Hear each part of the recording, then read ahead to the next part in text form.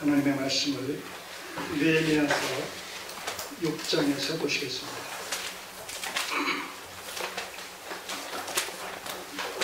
몇 군데서 필요한 말씀을 좀 뽑아서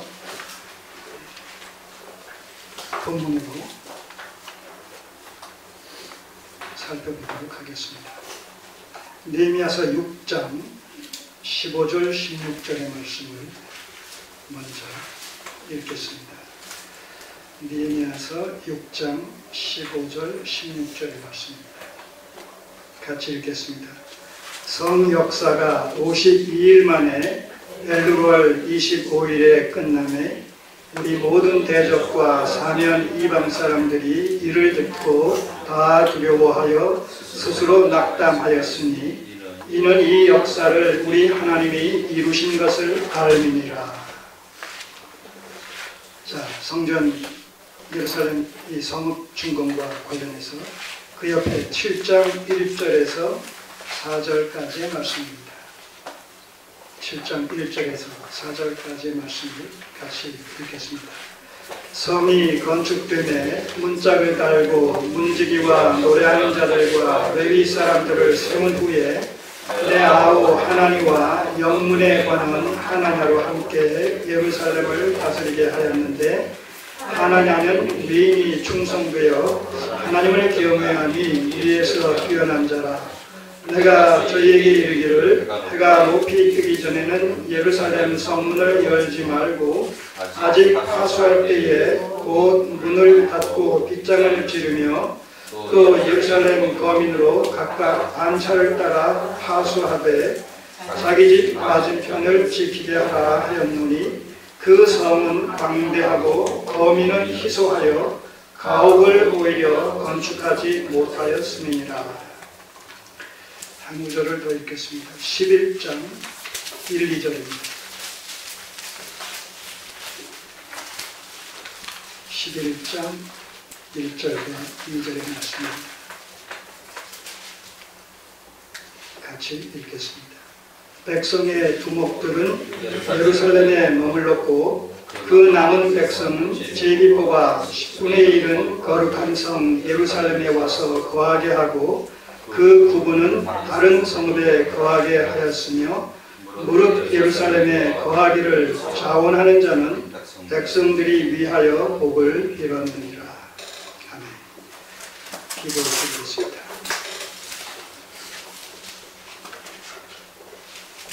마침내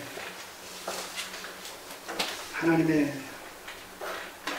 은혜와 승리 역사의 결과로 예루살렘 성벽이 52일 만에 신속하게 중건이 된 모습을 살펴봅니다. 아무리 인간이 하나님의 일을 방해한다 손 칠지라도 하나님의 뜻은 인간의 방해를 뛰어넘어 기뻐하시는 뜻대로 때가 찰 때에 반드시 성취되는 것을 봅니다. 오늘도 성경에 약속된 하나님의 말씀은 우리의 삶의 현장에서 세상 역사 속에서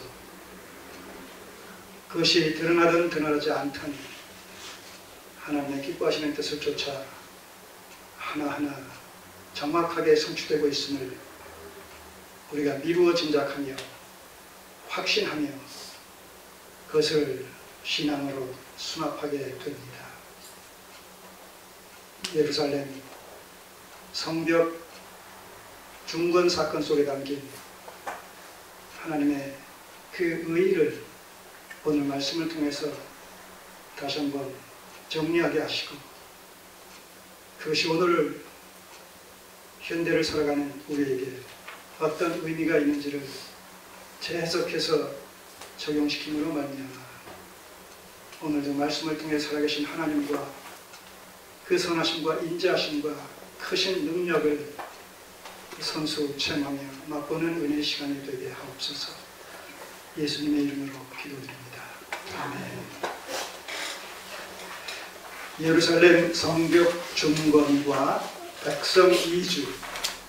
예루살렘 성벽 중건과 백성 이주라는 이런 제목으로 오늘 세 군데 말씀을 종합적으로 정리를 해서 참고를 해서 살펴보도록 하겠습니다. 특별히 큰 두 제목을 설정을 해서 살펴보도록 하겠습니다. 하나는 예루살렘 성벽 중건은 하나님의 섭리 역사의 결과다.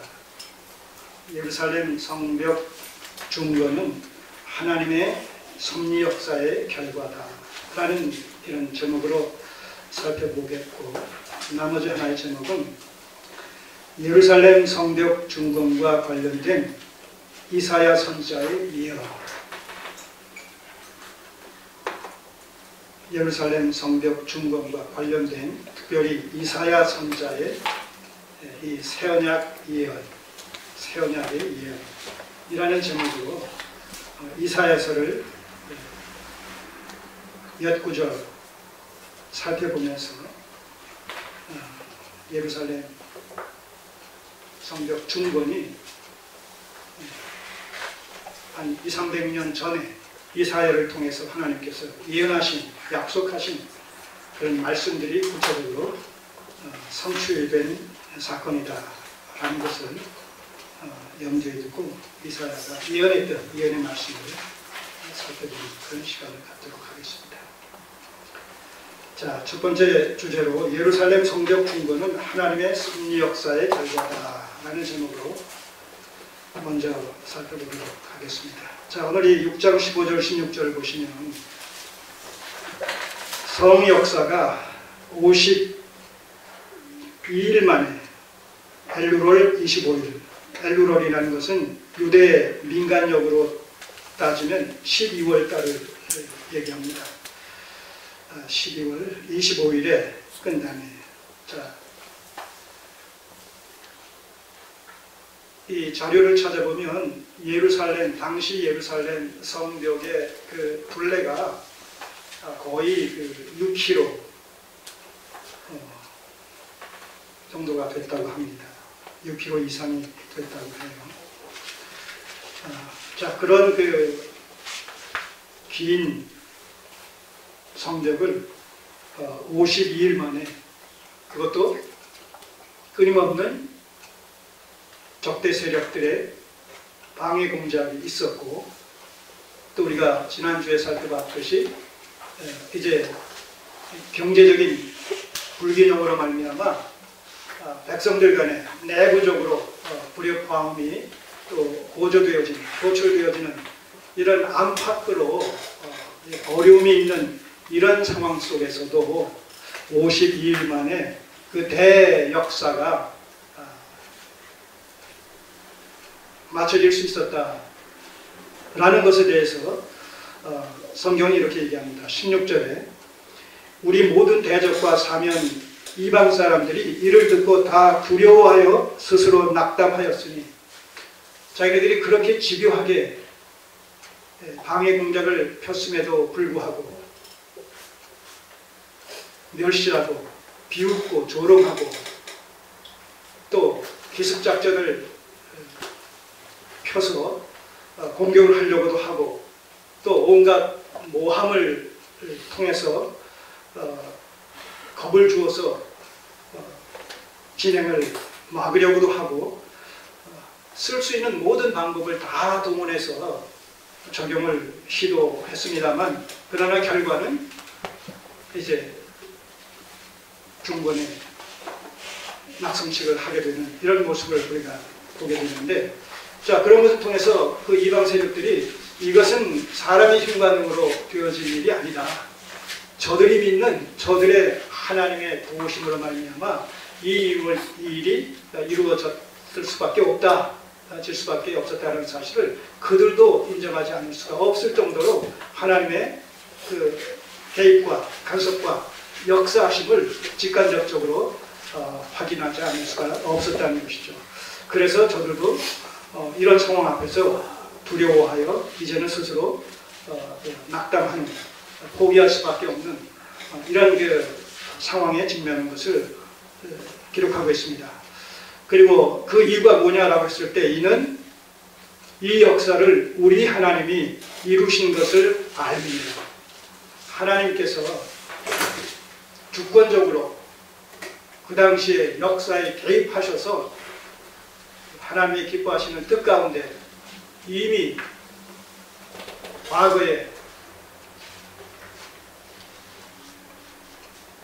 바빌론에 의해서 유다가 멸망당하기 이전부터 유다의 멸망을 예언하셨을 뿐만 아니라 70년이 차면 다시 고토에서 돌아와서 이스라엘을 회복하게 될 것이다 라는 예언의 말씀을 미리 하셨었는데 그러한 일련의 말씀들이 이제 하나하나 그 당시의 역사 속에서 성취되고 있는 모습을 오늘 우리가 보고 있는 것이죠. 자, 이렇게 하나님께서는 역사의 주관자가 되셔서 기뻐하시는 뜻 가운데 약속하신 말씀, 예언의 말씀을 세상 역사 속에서 역사를 무대 삼아 하나님의 구속사를 그와 같은 방식으로 정확하게 성취시켜 나가신다는 것이죠.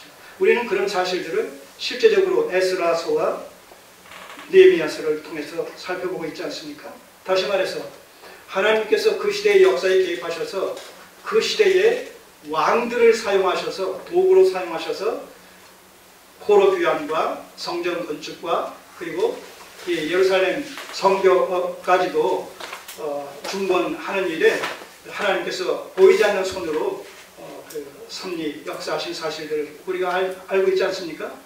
자, 특별히 이 유다의 죄악상과 관련해서 이 바벨론의 느부갓네살 왕을 그 시대의 도구로 사용하시지 않으셨습니까?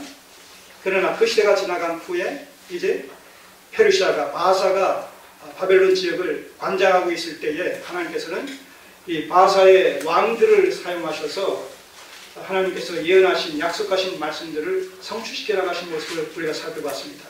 자, 그런 의미에서 바사 왕들 중에서 최초로 하나님의 도구로 사용되어져서 하나님의 약속의 말씀을 성취하는 일에 사용되어진 왕이 누굽니까?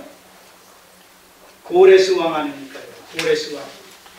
바사의 고레스 왕이 칙령을 선포하는 가운데 바빌론에 의해서 잡혀왔던 유다 민족들에게 이제 자율권을 허락해서 돌아가고 싶은 사람들은 다 돌아가고 가서 성전을 짓도록 그리고 거기에 소유되어지는 모든 물건들, 물자들, 인력들 다 돌아가는 것을 귀환을 허락하는 이런 조서를 내린 사실 우리가 에스라서에서 살펴보지 않았습니까? 자, 그런가 하면 그 이후에 어떤 왕이 또 하나님의 섭리도구로 사용되었습니까? 다리오 왕.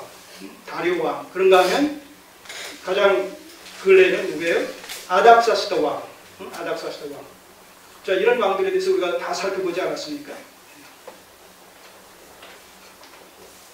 특히 느헤미야서에서 느헤미야를 통해서 예루살렘 성벽을 중건한 일과 관련해서는 누가 거기에 적극적으로 관여를 해줬습니까? 아닥사스다 왕 아닙니까? 자, 이렇게 오레스 왕, 다리오 왕, 아닥사스 왕. 우리가 에스더서를 살펴보게 되면 거기 누가 나오죠? 어떤 왕이 나옵니까? 아하수에로 왕도 나오지 않습니까? 아하수에로 왕. 와스디라는 그 본처를 폐위시키고 에스더를 갖다가 그 뒤를 이어서 왕비로 또 간택하는 그리고 그